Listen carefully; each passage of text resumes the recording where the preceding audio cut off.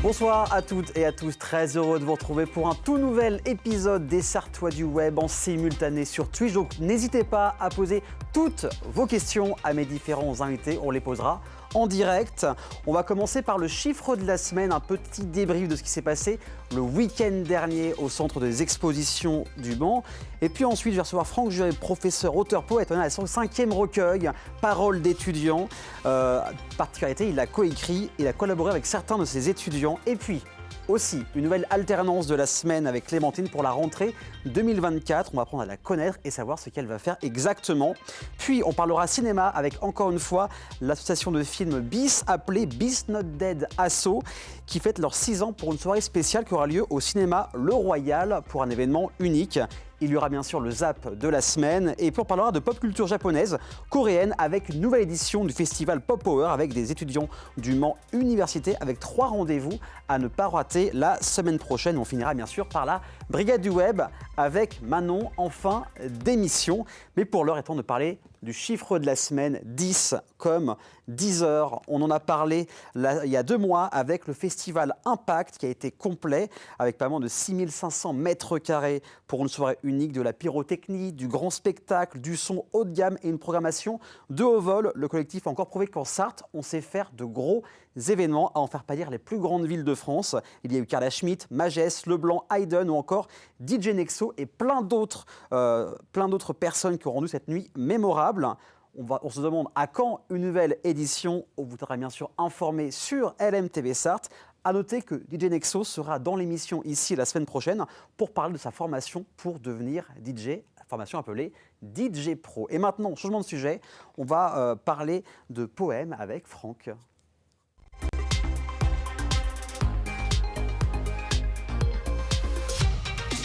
Paroles d'étudiants, c'est le nouveau recueil de Franck Juret, devenu un fidèle de la chaîne. Vous l'avez vu une fois ici, mais beaucoup chez Chloé sur l'ambition culturelle. Ce livre est composé de témoignages, c'est une œuvre pédagogique et utile pour des étudiants qui ont pu apprendre des choses sur eux-mêmes. Pour en parler, Franck était avec moi. Salut Franck, comment tu vas ? Bonjour Aurélien, très bien, merci. Et heureux d'être là de nouveau et avec toi cette fois. Eh bien également, parce que j'étais venu chez toi il y a quelques années pour faire un portrait. Donc, auteur hyperactif. C'est un par an en moyenne, c'est ça hein ? C'est ça, presque 2, puisque j'en ai 3 autres qui sont prêts déjà. Oh voilà, comme ça on prend de l'avance. Exactement. Donc, on peut être professeur, auteur, tu fais pas mal de salons-ci, créateur de contenu sur Internet également. Comment on arrive à gérer tout ça ? Est-ce que tu dors la nuit ? Alors je dors un peu la nuit, oui, ça m'arrive, mais c'est vrai que ça prend beaucoup de temps. Voilà, je ne vais pas dire le contraire, je suis hyper actif. Alors je ne sais pas si c'est bien ou pas bien, peut-être qu'à un moment donné, c'est de la passion, je vais me on va dire. C'est de la passion. Je crois que c'est la passion qui l'emporte surtout, ouais, c'est exactement ça.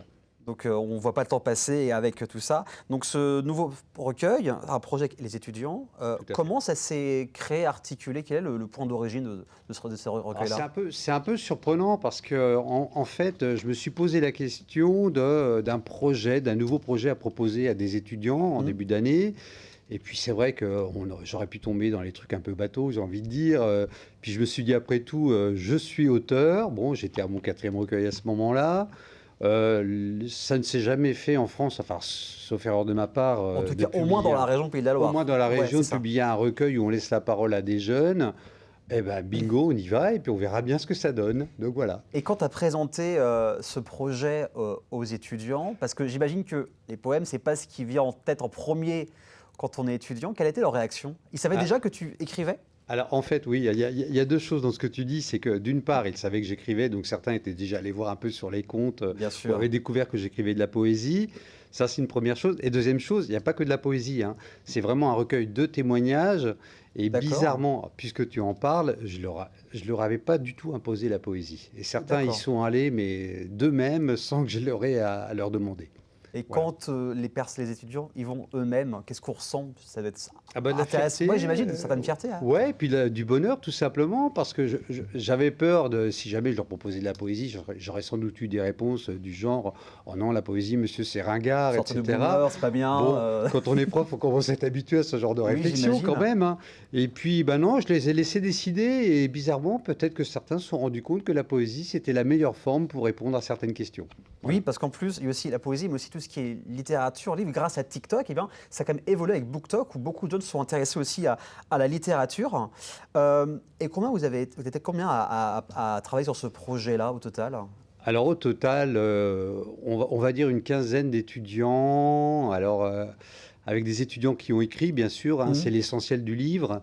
Et puis aussi un étudiant, un Jérémy, qui sera peut-être là une autre fois, je ne sais pas, mais qui a illustré le recueil. D'accord, ok. Et ça prend combien de temps entre, j'imagine, quand vous avez parlé de ce projet-là aux étudiants, après articuler le planning, les séances d'écriture, les corrections, j'imagine aussi. J'ai envie de te dire que ça a pris plus de temps que prévu.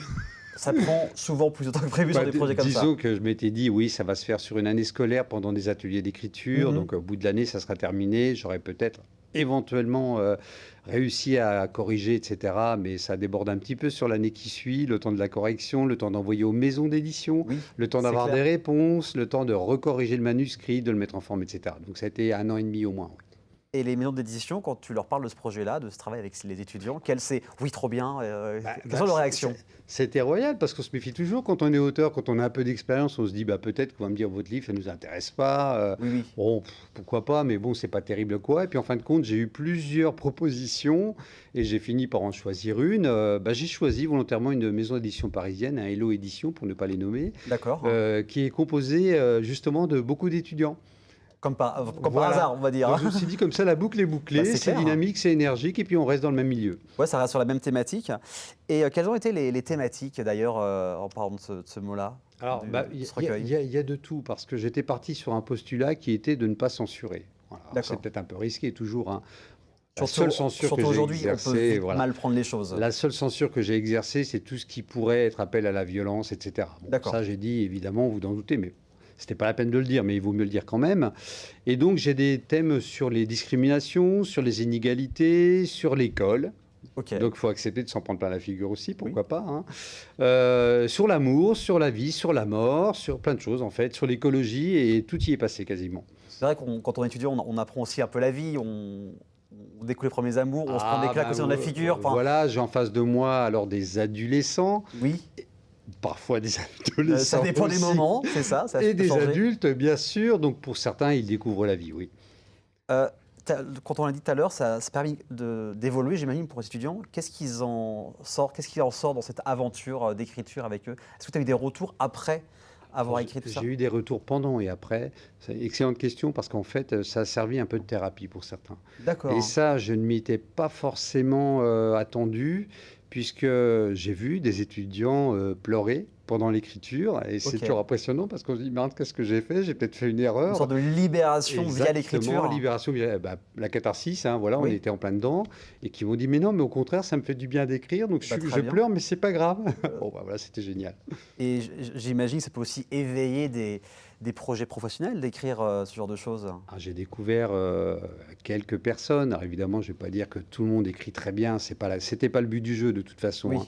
Mais j'ai découvert quelques étudiants qui se débrouillent très bien, qui ont des choses à dire et qui le disent plutôt bien. Et puis j'ai découvert mon ami Jérémy, dont je parlais tout à l'heure, qui dessine et qui a illustré le recueil. Et toi alors? On est sorti comment de ce... On parlait d'étudiants, mais il y a aussi le professeur. Qu'est-ce que t'a apporté cette aventure avec eux? Alors, il paraît que ça se voit sur moi. Moi, j'ai découvert beaucoup de choses et j'ai pris un plaisir énorme. Même si au départ, il y avait une part de doute, d'hésitation, j'y vais pas, je fais autre chose. Et franchement, une très grande fierté pour moi et pour eux, parce que d'une part, ça leur a permis de parler librement, de s'exprimer et puis de diffuser une parole qui n'est pas forcément beaucoup entendue dans les médias. Oui, c'est clair. Je suis très fier et vraiment heureux de ce livre. Et peut-être une prochaine édition de ce genre de recueil avec d'autres étudiants par la suite? Est-ce que tu as donné envie de faire ça assez régulièrement? Tu poses des questions pièges. Hein. Oui, c'est mon métier. Écoute, il y a peut-être une idée qu'a soulevé un de mes collègues qui serait, après parole d'étudiant, pourquoi pas parole de prof? Ce serait une idée. On garde ça dans le tiroir, on ne sait jamais. Exactement, hein. Comme je suis un peu débordé en ce moment, je ne peux pas. On va attendre un petit peu. Mais je le garde. Oui, au cas où, s'il y a un syndrome de la page blanche, ça peut être utile. Ce serait génial.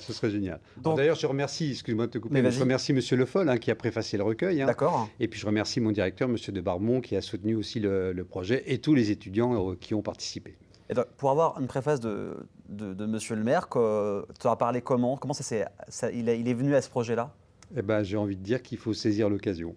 Voilà, Oui, c'est-à-dire que je l'ai opportunité. attrapé en vol, si tu vois ce que je D'accord, veux excusez-moi, dire. monsieur le maire. Voilà, je lui ai parlé du projet, il a fini par me dire oui, bon, pourquoi pas, et puis il m'a fait une Au préface. bout de 15 appels, 15 mails. Non, Non, même même pas, pas. non, c'était plus rapide que ça, D'accord. quelques mails quand même. Que mails, hein, d'accord, mais, ok. mais ça l'a fait. Au final, il a écrit la préface, donc auteur, professeur, mais aussi sur Internet, avec tous tes comptes, un peu plus de 12 000 abonnés.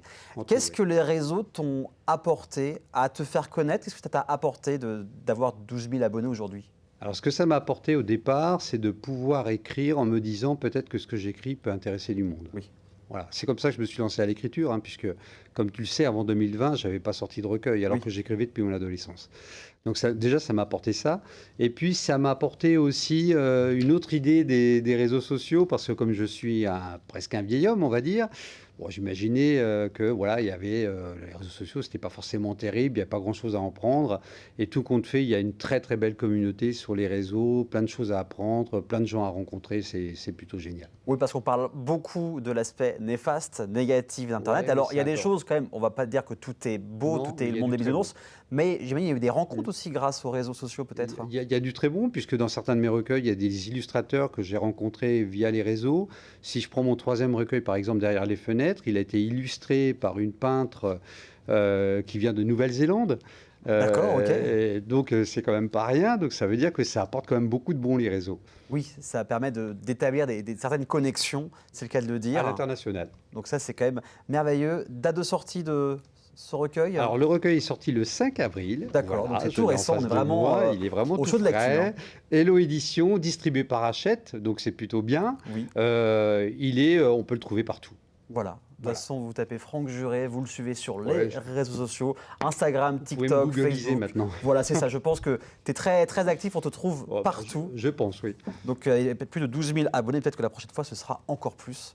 Allez, on Oui, vise les 15 000. du moment que c'est la qualité, on verra bien. Totalement, On est et que ça ouvre d'autres projets. Merci beaucoup, Franck, d'être venu. en C'est tout moi cas. qui vous remercie. Avec grand plaisir. Dans quelques instants, on parlera avec l'alternance de la semaine et de cinéma. Mais cinéma de genre, vous verrez, mais ça, c'est juste après la pub. À tout de suite.